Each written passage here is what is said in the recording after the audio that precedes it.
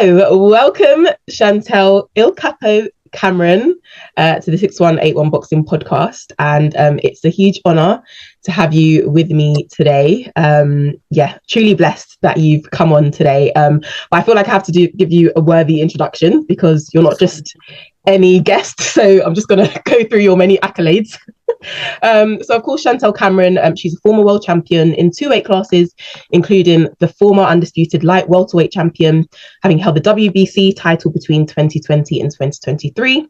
She also held the IBF and Ring Magazine titles between 2021 and 2023, and the WBA and WBO titles between November 2022 and 2023.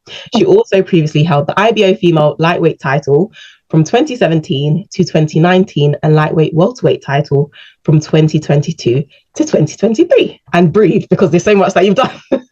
It's amazing. To add to that, you're one of my favorite fighters as well. So I'm just so glad that you came today. Also, when I started my 6181 boxing page, your fight was actually the very first fight that I posted. It was your first fight with Katie Taylor. So you're probably the first person I followed on that page. You're probably the first person I followed, actually. So very special guest today. But yeah, before we get into the nitty-gritty of talking all things boxing, which we both love to do, we're going to start with a little game, as I like to do. Yeah. And this game it's like a one-word challenge. So I'm going to give you a fighter, and it's just your task to describe that fighter using one word. Yeah. Okay, so the first fighter is Caressa Shields. Fast. Okay. And Amanda Serrano. Warrior. And Savannah Marshall. Beast. And Natasha Jonas. Clever. And Katie Taylor.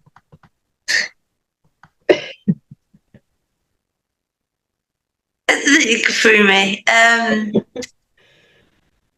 What's the word? Does what she's got to do to win. Okay. I don't know what that word is. We'll take that. I always throw a spanner in the works of that game, and it always gets people laughing. It did. I would say, to be fair, she's got a bit of all of them, but she also does what she's got to do to win. Yeah, we'll take that. Thank you. Okay, you were quite quick with that game. Normally people take a bit long, so that was quick fire. So thank you. You're quite good. You did put a spanner in the works because I thought, to be fair, she's fast. Yeah. She is a warrior. Mm-hmm. She is clever, but yeah, so you kind of threw me with that one. I would say all of those things as well.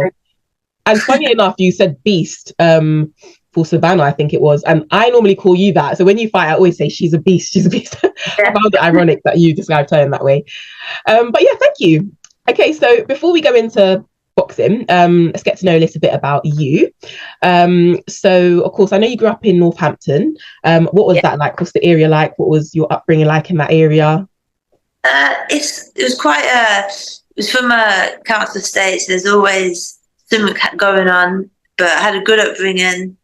I had a great family, great backing, but I've known how to put the hard work in to get results. So nothing's ever been given to me, but I'm very grateful for that, and I've learned things the hard way. Yeah. But I wouldn't say my area was like the best area to grow up in, but I'm proud of where I'm from. Right. Okay. And you achieved amazing things regardless. And what was your family background like? Do you come from a big family? Do you have siblings? No, a small family. I've got a brother and sister, but we're quite a small family, and we're the only family that really lives in Northampton. Everyone else lives on the outskirts of London. Scattered around, but we're just in Northampton, away from everyone. Oh, nice. That's nice though. And were you all into sport growing up then, or did you take a particular liking to sport later on in life? Or were you always a sporty child? No, I wasn't even really sporty, really. I didn't really like football. I think it was more, I just liked fighting. So when I was younger, I'd like to just be play fighting and messing about, really. But when it comes to like sport, to be fair, I actually hated it. I really did. Like, when I was in school, like, you'd never catch me doing PE. I'd always have a from my mum. Oh, wow. Yeah, I'm so about that. Wow. I'd always come with a letter saying I can't do PE for some reason or the other. I think I didn't want to get sweaty at school. When you're young, you don't want to shower at school and you don't want to get sweaty and thinking you ain't got time for a shower. So I thought, do you know what? I won't do PE today. Do you know what? I feel like everyone used to do that. I'm thinking back to school, and I went to a girls' school, and everyone always had some excuse. I think it's just a universal thing. No one wants to do PE. It's like as you get older, you start to like sport more. But it's like as a youngster, I just. I do wish I did try sport. If I could like turn back time, I would have tried other sports.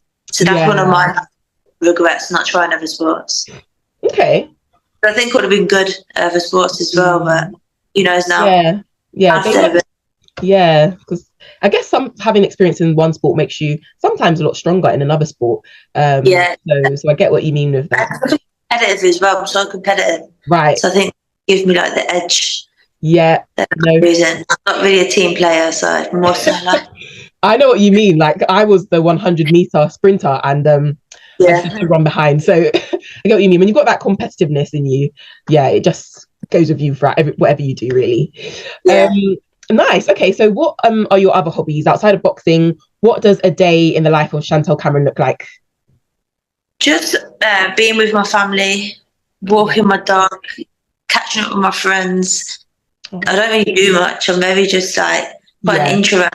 I just like don't like big crowds. Don't like loads of people around me. And I love my dogs. That's literally it. Oh, how many do you have? I have one, but my brother's getting a new puppy. Okay, so you're going to adopt that one as well? Yeah, I'll be taking boys as well. Oh, lovely. Don't do much, but I like hiking. Oh, hiking. Okay.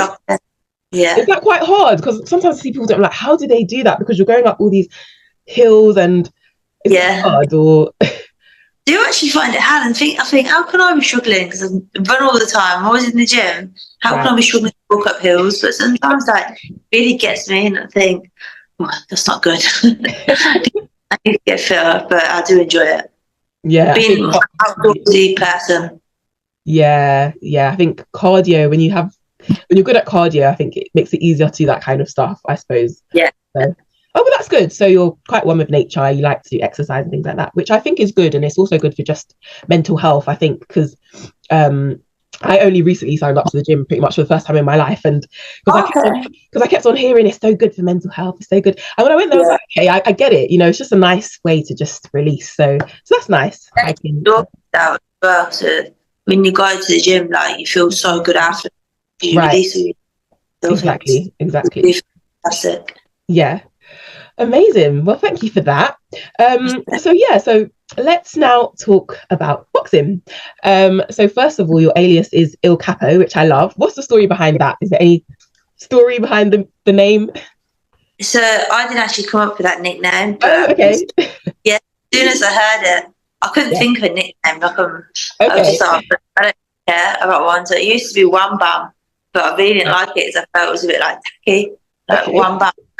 Okay. But it stuck because it was quite like catchy, yeah. But I didn't like it because I thought it was a bit tacky, and then someone come up with Il Capo, and I didn't know what it meant. So what's that mean? Apparently, it means the boss in Italian. Right. So I thought perfect to put it matched. The boss, I like that. Yeah. So whoever thought of that, good one. I like that. The boss. Nice. Okay, and of course, I already mentioned your array of accolades, but I understand that, of course, this was a journey, so it wouldn't have happened overnight. So tell me about the first time that you stepped into a boxing gym and said, yeah, this is what I'm going to do for the rest of my life. So I come from kickboxing, and the first time I stepped into the boxing gym, I didn't like it. I was like, I'm not a fan of boxing. Right. I was in a man's sport, and it was kind of like, he was like an alien, and you stuck out, and it was like, oh no, this isn't very welcoming. I think I'm going to stick to kickboxing. Right. But it got to a stage where kickboxing was going nowhere for me. So it was kind of like, I want to fight. And women's boxing was just announced into the Olympics for 2012. Right. So I thought, I'm going to give it a go then. And I just started going to the boxing gym. And this is what I say to boxing coaches now. I say, boxing is quite an intimidating place for just anyone to walk into, especially young girls. Like, don't want to walk into a boxing gym and the coach is screaming and shouting and they're seeing blood splattered everywhere because lads are sparring. Like, that's what it is. It's rough and tough, but you got to kind of like make it a bit more like easier for people who don't want to have a sparring session, or people who don't want to step inside the ring. Like, make it a bit more like welcoming so they can come in just to train, because it is quite intimidating. But as soon as I did have my first actual boxing fight, I loved it. I fell in love with it, and it went from there. Really, I got on Team England within a year, so I moved. Yeah, I moved really quick. Yeah. Wow. That is a major accomplishment. That is very fast. Wow. Okay. And you spoke about how difficult it was coming to the boxing gym. What advice would you give to young girls that want to go into boxing, for just getting started out, and maybe they might feel a bit uncomfortable, nervous as well going into that environment? So I think go with a friend, or if you don't want to go with a friend, go to keep fit, go to have fun, and don't walk away from the first go. Give it three attempts. Or if you really don't like it the first time, why don't you try another gym? Because all gyms are different. All boxing gyms are so different. Different coach, different atmosphere, different people. So I would definitely say don't give up on the first attempt. Try at least a couple of other gyms, or go a couple of times, and go with a friend, because you're going to feel more comfortable with a friend as well. Yeah, that's some really good advice, actually, because sometimes you write things off because it didn't work for you. But I think sometimes changing the environment is I don't think you want anything past the first attempt, especially like if you don't you really want to give someone a go. It's like every gym's different, every environment's different, every coach is different. So find one that suits you, and if you really don't like it after a few attempts, then it's not for you. But don't knock it until you tried it. Love that. Thank you. Okay. And growing up, was there a particular fighter that inspired you? Anyone that you looked up to? So it used to be Ronda Rousey. I used to love watching Ronda Rousey. Obviously, in the end, when she went into MMA, like, she got found out. But when I was growing up, like, and coming into the sport, I used to love her mentality. And obviously, she was knocking everyone out, weren't she? Or stopping them with arm bars, like, real quick. So she was a beast.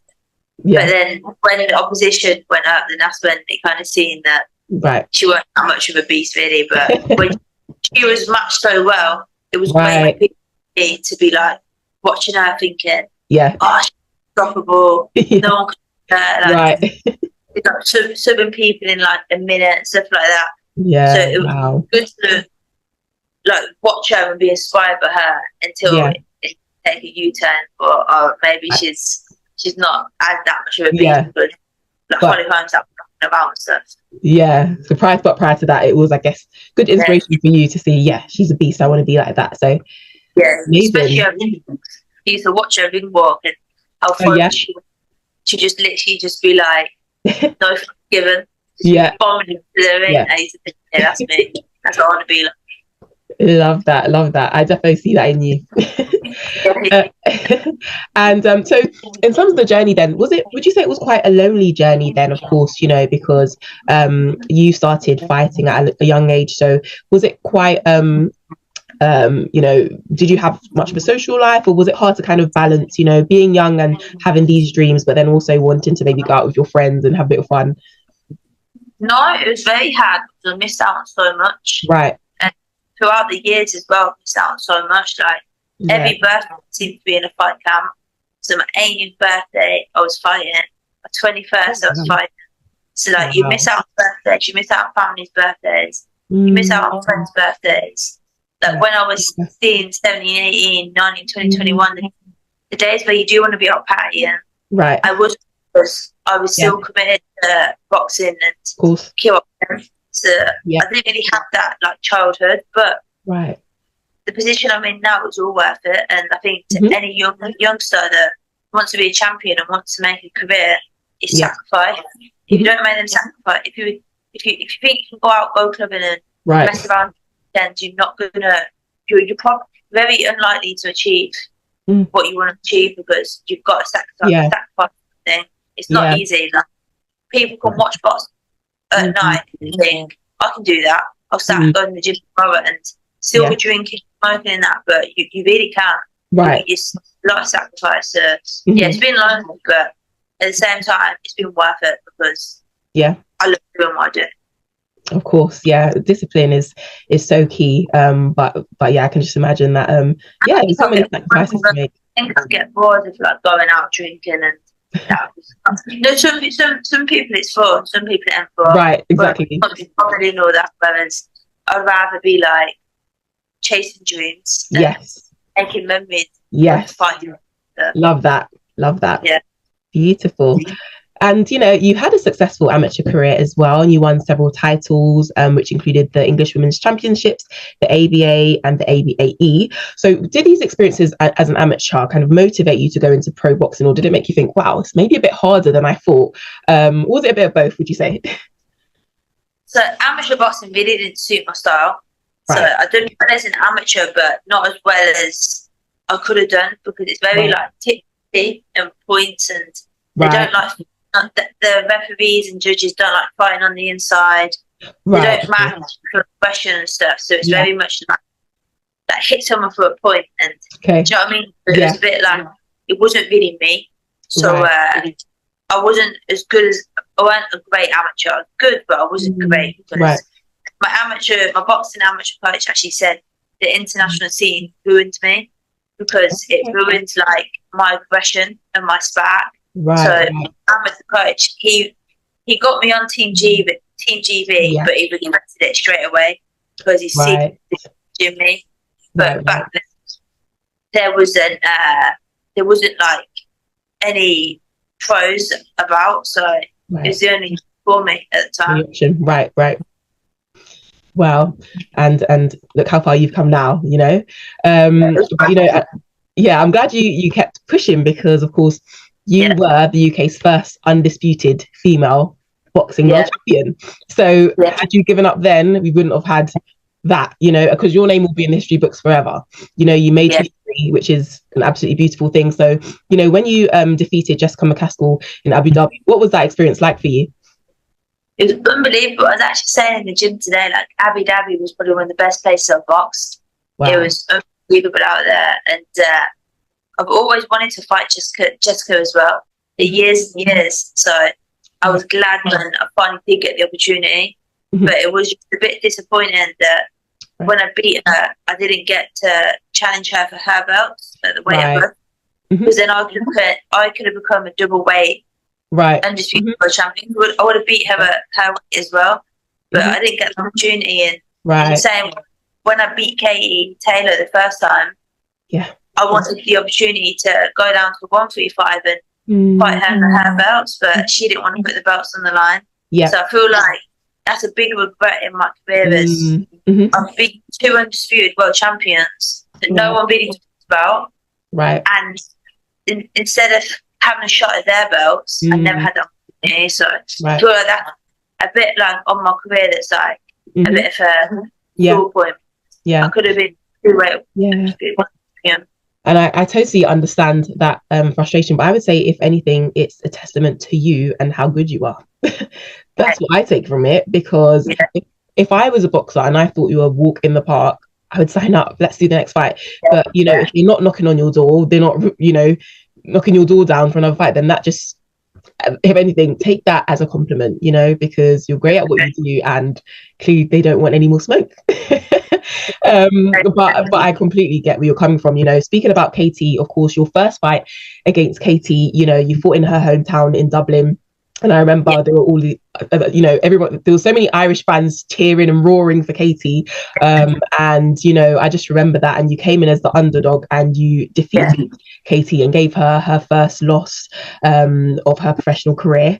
And, I remember actually that day, I was actually out at an event and I left to go in the car to watch your fight, because I was like, there's no way I'm missing this. And I remember I was cheering you on, and the way that you walked your ring walk was so confident, and it was just like, I'm that girl and I'm going to win this fight. And I remember I was like, yes, I love the attitude. It was like, I don't care if you're booing me. And you went in there and you dominated from start to finish. That was amazing. I'll never forget that day. What was that experience like for you? Of course, winning against Katie Taylor. And of course, you avenged the loss from the amateurs. How did that feel for you? it was really good. But so the first time I boxed Katie in amateurs, it was my second international, and like I said, like I wasn't a great amateur, I really wasn't. And I was quite like, I didn't have many amateur fights. So I had 6. So I must have had about 9 or 10 amateur fights when I boxed Taylor. And the first round we were drawing, but no one ever picked that up. No one talks about that. Like she did beat me in the end, but like the first 2 rounds, it was like in the pros. Like I was pushing her around, I was bullying her. I was on top of her, like what I do in the pros. And she was struggling. She was struggling. But the last 2 rounds, her skill and experience, she just like boxed my ears off. Right.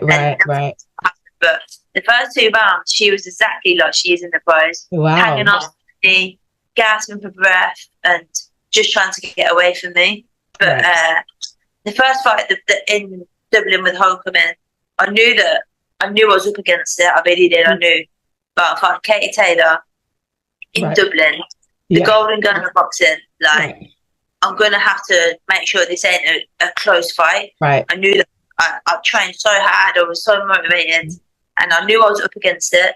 And I just had to give it, like, everything. And that's what I did. You certainly did. You were amazing. You put on an absolute show. And I don't think anyone can take away from what you did that night because, you were the clear winner. You dominated the entire fight. How did you celebrate after that win? Did you do anything nice? Or? No, I did nothing. Oh, didn't you? Wow. I did flew on. I had like a couple of Guinnesses at the airport, just for the fact I was in Ireland. And then flew on. Did nothing. Oh, well, I suppose, just knowing that you won was good enough in itself. I was such a come down. I just wanted to sleep for days. Okay. You worked hard, so I get it. And you went on, of course, to later rematch Katie Taylor at the end of the year. And unfortunately, it didn't go the way that you'd have expected. And I found that fight very different. I remember saying that it was a very dirty fight, and I could get why you were being frustrated. Why you were frustrated because you were being held a lot during that fight. I know there was a head clash during that fight. And it was kind of difficult for you to do the work that you wanted to do, so, talk to me about how the first fight for you was different to the second fight, would you say? So the first fight, and I also think I was a lot more motivated. So the first fight, I knew how to beat Katie. Like I'm all wrong with Katie Taylor. Like my style is all wrong. Like everyone has that one person that they need to avoid. And Katie was always avoiding me. So I was mandatory for 2 years at lightweight to fight Katie Taylor. But they never even let me have a sniff in. They avoided me like the plague, and that's the God's honest truth. And Katie Taylor messed up when she called me out when Amanda Savannah had to put their fighting because I think she had a cut, and that was Katie Taylor's biggest mistake because she went to Instagram and called me out. I accepted instantly, so straight away she messed up because she knows that she avoided me for so long. She should have carried on avoiding me, and she would have had her first loss. So the second fight, what happened was I didn't want to go back to Dublin, and this isn't making no excuses. Like I lost the fight, and to be fair, I've learned so much from the loss, and maybe the loss is the best thing that's ever happened to me. Because the first fight obviously had all the motivation. It was I'm going to beat Katie Taylor. I'm going to show her that I'm better than her. And I thought beating Katie Taylor, everything would change for me. So the first fight when I beat Katie, nothing changed. Like I was still singing to Katie's tune, and I thought, bloody hell, I'm the champion. I just beat you, but I'm still singing your tune. But people will be like, oh, you should do with Katie Taylor, blah blah. You should do what she does. Box is amazing, but at the end of the day, I beat her, and if she wanted to fight me again, I should have had some say on location, on this and that. It wasn't like that, and I was pissed off because I thought, why can't we go to the Middle East and fight, or go to America and fight? Who wants to go put himself in that position? Like it's not nice, like being booed, having the whole country get, like who really wants to put himself in that position? Like it's no one would volunteer for that, and I did. So I was fighting against going back to Dublin, but I kind of stood no chance. Right. So I did go back, and I think the camp, like, everyone says it on the press conference, oh, I had the best camp, blah, blah, blah, blah. But do you know what? Sometimes you don't. And I didn't. I didn't have a good camp. Right.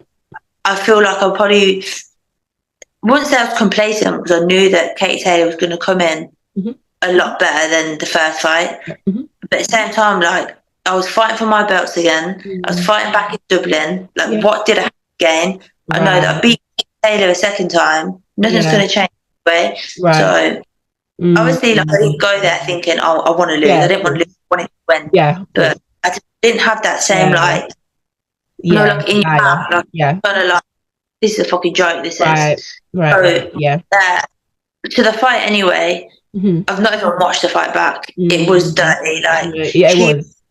With her head, she was holding on. And you know what? I was trying to get her off me. I was using my forearm, shoulder to, like, get her off me, because I was like that to the referee. I remember. I remember. Get her off, like, she's literally hanging onto me. Get her off. So the referee did nothing, and I did score a knockdown, and the knockdown one scored, and I just knew that the whole night was against me. Then she like, there's a video, I've seen the video as well, where she, like, bounced off the rope, and it was the most intentionless headbutt you could ever do. She bounced off the rope and nuts me, and I already had that. Like, I remember. And she didn't even get a warning for that, and I just thought. And I think, even as a boxing fan and viewer, I think it's frustrating for us sometimes. To me, it was frustrating watching it, because I thought,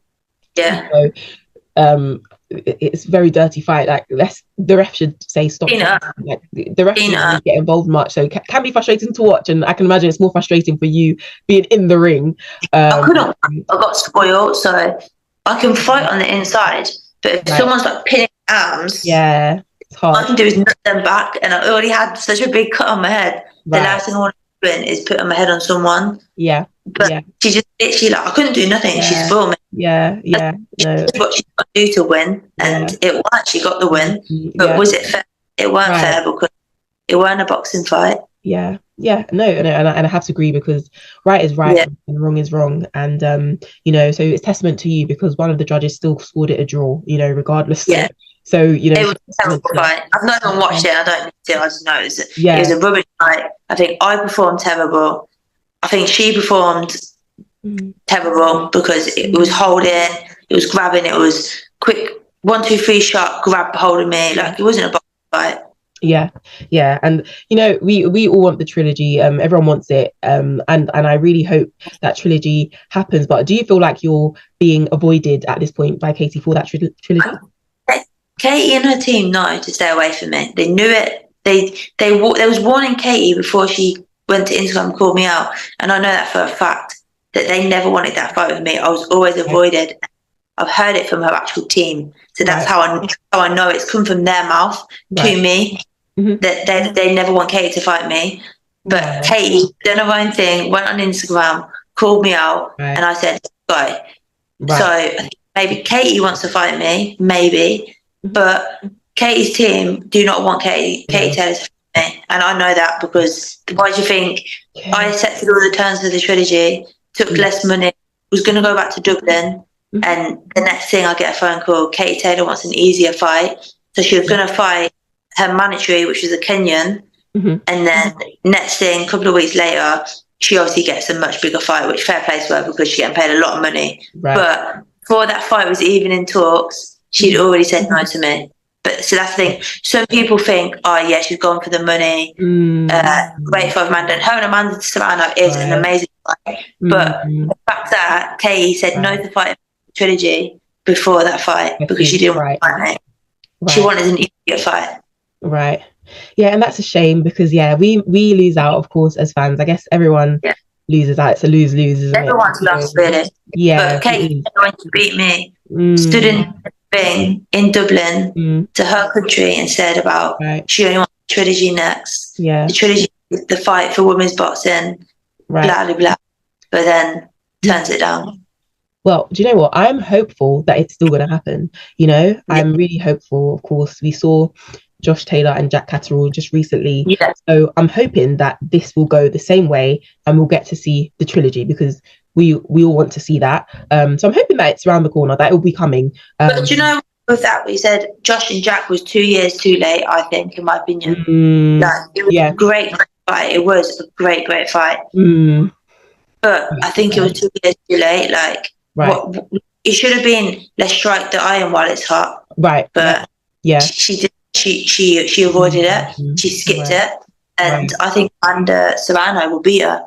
Well, Amanda is a very, very tough fighter. She's she's very tough fighter. And their first fight was very close. So I know that she's not going to hold back. So that's going to be an interesting fight to watch for sure. And of course, you recently made the decision to part ways with Eddie Hearn and Matchroom Boxing after being signed with them for 4 years. But I just wanted to congratulate you on your, your new signing with Frank Warren. And it's ironic because when the news first broke out, I remember seeing a post that said, Chantelle Cameron has left Matchroom Boxing. And I remember typing, I think Queensbury would be a great match for Chantelle. And then next thing you know, you were signed to Queensbury. And I was like, guys, did I not speak this into being? I feel like it happens so much with boxing. I say things and they just happen. But I just thought that it would be just a great pairing. And, of course, Frank Warren, he's, of course, a Hall of Fame promoter. He's doing some really great things now in Saudi as well. Is that maybe a path that you'd like to go down, maybe having a fight in Saudi? Because I think it would be good if we can have some women on those cards as well. Yeah, 100%. And the thing is with Frank, is he's going to back me 100%. Yeah. And he's already on my side now to get me them belts back at 140. So he's going to push me in the mandatory position to get whoever wins, Katie or Amanda, to fight me for them belts. Amazing. We're on the same path, and like, with Matchroom and Eddie, they wanted to steer Katie away from me, where Frank is steering me right to her. So me and Katie, if she did win, we could be on the 5v5. And think about it. Me and Katie is bad blood. There's bad blood now. Two women fighters. Trilogy, it never happens. Like, it makes sense, but obviously she needs to win her fight. I need to win my fight. But it could happen. I think with Frank in my corner, I've got more of a chance. I think Katie and Eddie can run, but not going to get that far because I'm going to be on the road to that mandatory position. Yeah, and I know Frank. He's great at what he does. So. I'm sure he's got very big plans for you, and really, really excited to see that. I think it's a great partnership, and sometimes we don't notice that things are actually a blessing in disguise. And sometimes starting afresh is just good for your mental, it's good for your journey, and you look back in retrospect and say, oh wow, it all worked out, and this was just a part of my journey. But you also got a new trainer, Grant Smith, as well. How's that going so far? No, I fitted in so well. So when I first left, so before the second fight, when I was in camp, it kind of was like, I need something new. And like when I said to you before about like there was something in here that was missing. Yeah. And I knew then like there was just something where I was up for it, but I wasn't up for it because I was like, I really don't want to go back to Dublin. Like I really didn't. But at the same time, it was a fight that I had to do. I didn't contract for it, had to do it. And I can remember just the camp, like I just was thinking, like, I'm sick of boxing now. Like I just didn't, there was something that I wasn't ticking for me. There's something that was just missing. And my family was like, I think you need to change team. Like maybe this will like freshen up. But I said like, I can't leave Jamie in that now. Like I have to have to have a rematch with him. I can't leave him before this fight. Like I've got like his loyalty, and I owed him the rematch with me. Yeah, but camp just wasn't like it was just like it was. I just didn't. I wasn't enjoying it. I wasn't enjoying boxing at the time. But I did make the move with Van, and without saying like honestly, without just saying it for the sake of it, best thing I've ever done. Amazing. I literally feel like a beginner boxer again. Wow, beautiful. I've got the passion back again. Yeah. I'm learning every day. I'm already fit again, and Saturday I'm 6 weeks out, so I'm already at like a good level. And everyone in the gym saying how much I've improved and how I'm flowing now. So I'm excited because I've not had that for so long. Where I was going stale. I was going very stale. I'm 33 now, and I never thought like a trainer would be able to make such a big difference in me because I've been doing this for so long. But Grant's completely just it's like a reset button. It's been a massive reset button. He's reset me, and it's literally Chantelle 2.0. Oh, I love that. Beautiful. And now I've got such anger in me that I can't wait to fight to. I'm so looking forward to seeing it, and it won't be too long because on July 20th you're going to be on the Magnificent 7 card, which will be your Queensbury debut, which I'm so excited to see. Your opponent, Elhem McLeod, she also has a great pedigree. You know, she only got 2 defeats and 17 victories, so I'm really looking forward to watching that fight. What can we expect on the night from Chantelle Cameron 2.0? It's gonna be fireworks. I think I've got to come out, got a lot to prove. We got new trainer, new promoter. I want to put a show on, and I've got such a great opponent in front of me, but I just don't think she's ready for what I'm going to be coming with. I think I'm just going to be relentless, and I know that my style as well is people get sick of me because I'm in their face constantly. I'm going to be punching. I'm going to be non-stop, and I just don't think she's going to be ready for it. I've got more spite in me now. I can't wait to watch. Cannot wait. Counting down. Well, Chantelle, last question before I let you go. What would you like your legacy to be? Of course, you're now on a new journey with Queensbury. And what would you like your legacy to be? What are you building towards that you can look back and say, this is the legacy that I've left in boxing? An exciting female fighter and never avoided any fight. Challenge myself against the best. And become multiple weight world champion. Amazing. And, you know, you spoke it into being now, so it's going to happen. But yeah, Chantelle, I just want to say once again, a very, very big thank you for joining me today on the 6181 Boxing Podcast. It's been a pleasure, an honour, and, you know, I'll always be in your corner. And I know you've got a lot of supporters that are cheering you on, and, you know, just know that, yes, we are here for you, and we want to see you win. And next month, go out there and just show the world exactly who Chantelle Cameron is. Really looking forward to watching you. But thank you so much, and I wish you all the best going forward. Enjoy the rest of your day. You too. Take care. Bye.